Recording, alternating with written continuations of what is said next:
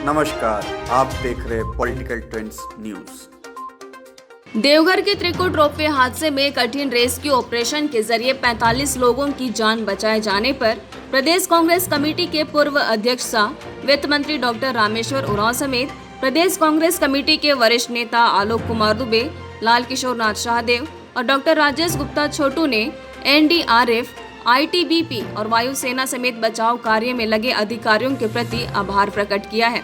वित्त मंत्री डॉक्टर रामेश्वर उरांव ने कहा, हादसा काफी दर्दनाक और हृदय विदारक था, जहां जिंदगी और मौत आमने सामने खड़ी थी।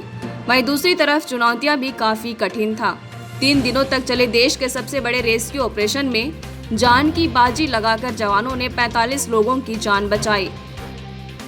हालांकि इस घटना में 4 लोगों की मौत भी हो गई, जिस पर कांग्रेस परिवार गहरा दुख एवं संवेदना प्रकट करती है।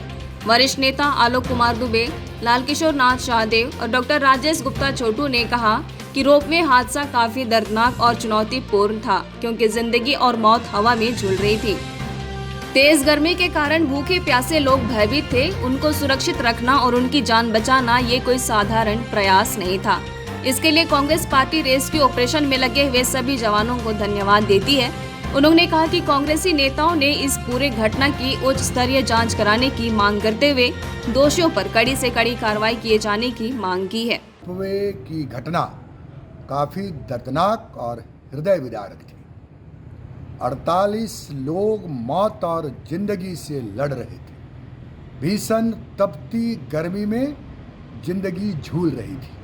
प्रदेश कांग्रेस कमेटी की ओर से मैं धन्यवाद देता हूं देश के सबसे बड़े रेस्क्यू ऑपरेशन की सफलता के लिए आर्मी को, एयरफोर्स को, एनडीआरएफ को, आईटीबीपी को, गरुड़ कमांडो को, जिला और पुलिस प्रशासन और जनप्रतिनिधियों को भी और मीडिया के समस्त लोगों को जो इस पूरे मुहिम को सफल बनाए।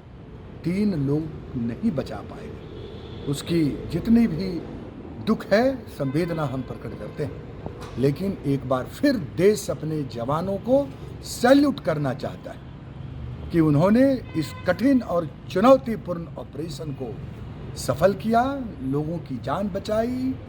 लेकिन एक बात जरूर है, माननीय मुख्यमंत्री जी से कठोर कार्रवाई होनी चाहिए दोषियों के ऊपर। झारखंड में ये घटना शर्मसार करती है, पर्यटकों के दिल में खौफ पैदा करती है। इधर त्रिकुट रोपवे में हुए हादसे पर बीजेपी प्रदेश प्रवक्ता प्रतुल शाहदेव ने कहा कि भारत सरकार की एजेंसी ने 17 मार्च 2022 को ही त्रिकुट रोपवे की ऑडिट करते हुए रोपवे के रख रखाव पर असंतोष जाहिर करते हुए कड़ी निगरानी रखने की बात कही थी। साथ ही कहा था कि स्ट्रक्चर का भी ऑडिट होना चाहिए। इधर झारखंड सरकार के पर्यटन मंत्रालय ने इस पर कोई कार्यवाही नहीं की, जिसके कारण इस तरह का बड़ा हादसा हुआ।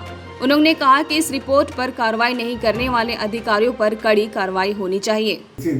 त्रिकुट रोपवे हादसे के 1 महीने पूर्व ही टूरिज्म डेवलपमेंट कॉर्पोरेशन झारखंड सरकार को अपनी रिपोर्ट में ये चेतावनी दी थी कि रोपवे की स्थिति पर लगातार निगरानी रखने की आवश्यकता है। अब Dhanbad based Indian council of mines and fuel research, जो भारत सरकार के council for scientific and industrial research के तहत कार्य करता है, उसकी टीम ने 17 मार्च 2022 को त्रिकुट रोपवे का निरीक्षण किया था और कहा था कि रोपवे में लंबे समय से रख रखाव नहीं हुआ है और इसकी लगातार निगरानी होनी चाहिए। और उन्होंने 24 जगह गड़बड़ियों को भी पकड़ा था और साथ ही साथ जो स्ट्रक्चर था उसका कहा था कि वो ऑडिट नहीं कर पाए हैं, इसका भी ऑडिट होना चाहिए। और टूरिज्म डेवलपमेंट कॉर्पोरेशन ने इस पूरी रिपोर्ट को 1 महीने तक दबा कर रखा।